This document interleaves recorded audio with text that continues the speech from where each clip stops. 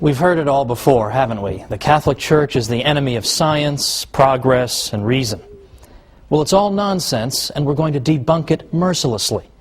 Join me right now for the Catholic Church, builder of civilization.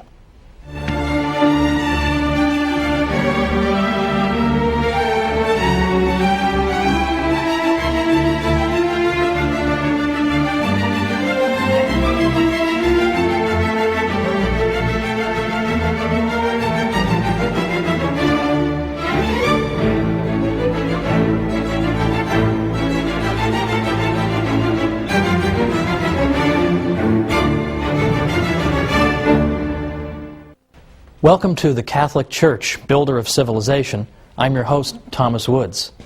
I'd like to begin this 13-program series with a fact that's fairly obvious to most of us. There's a bit of a double standard in the world when it comes to the Catholic Church. You can say anything you like about the Catholic Church, your career won't be over, no one will care, there'll be no candlelight vigils or hunger strikes. You say anything you like about it, and that's just fine. If anything, you'll be even more welcome in fashionable circles than before.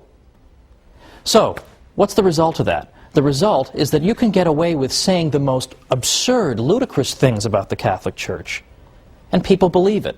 People are inclined to believe every ridiculous calumny against the Catholic Church. But worse still, some Catholics themselves, I think, have begun to interiorize some of these criticisms. And deep down, I think they themselves wonder, has the Church really been a positive influence in history, after all? Hasn't she been responsible only for repression and ignorance? And hasn't she been an opponent of the sciences? We've all been taught to believe this. It would be a miracle if people didn't believe it. But it's not true. And in this series we're going to show why it's not true, and we're going to show the true glory of the Catholic Church. Now, the attacks on the Catholic Church and on religious belief in general have accelerated just over the past 5 years or so. We've already seen in recent years best-selling books by Richard Dawkins and Daniel Dennett, Sam Harris, condemning religious belief in general as irrational and foolish, and in effect they're saying to children in this country, your parents are stupid for teaching you the faith.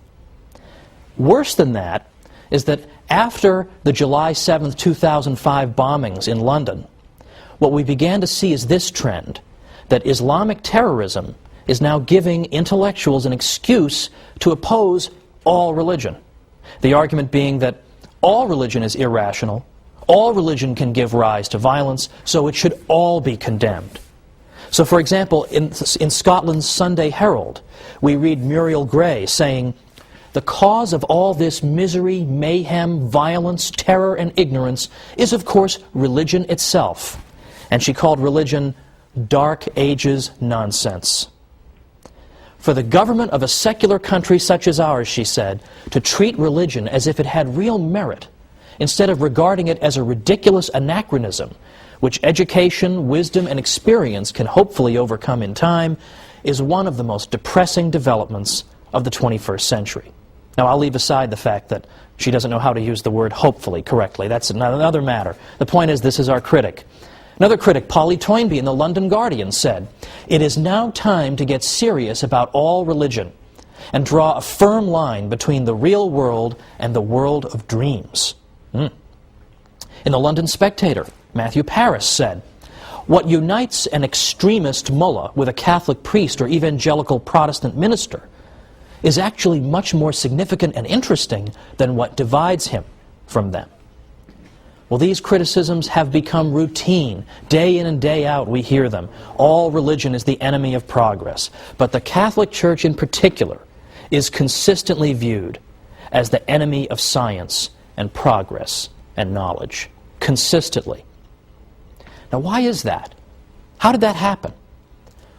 In part, it began 200 years ago or more in the so-called Enlightenment, which was a period in 18th century European history in which the intellectual classes became extraordinarily hostile to the Church.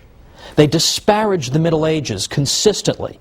In fact, that's why they had the word Enlightenment. Because the idea was that before the Enlightenment, before the wonderful 18th century, all we had was misery and backwardness and ignorance fostered by the Catholic Church. But now, thankfully, we have secular intellectuals to bring us enlightenment. I sometimes think that the most depressing job on earth must be to be a history professor who teaches about the Middle Ages.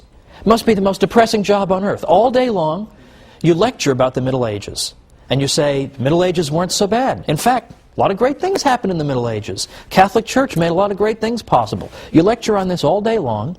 You write books and articles on it. You even appear on television. You appear on radio. And you talk about it. And what happens? You get home at night, you turn on the TV, nothing you've done has made any effect. Everybody still believes the Middle Ages was a time of ignorance and repression, and it was all the fault of the Catholic Church. All of that stuff, in effect, cannot be dislodged. It must be extremely depressing. Now, why is it so? Why are these falsehoods so resistant to the truth? Why is it so hard to get people to change their minds on this? Well, ever since the Enlightenment, what has taken root in our culture and in our way of thinking is that the Catholic Church is assumed to be wrong, and that secularism, that is the idea of organizing society and all of life without reference to God, that is said to be the source of progress. So by definition, anything the Church is connected to involves retrogression, whereas anything that a secular intellectual brings us, well, that brings us progress. And that has been the lens through which history has been viewed over the past 200 years. That's why it's only over the past maybe 50 years that we've begun to see historians finally cracking through this nonsense and finally saying, wait a minute, not only did the Catholic Church not obstruct the sciences, she may have helped to foster them.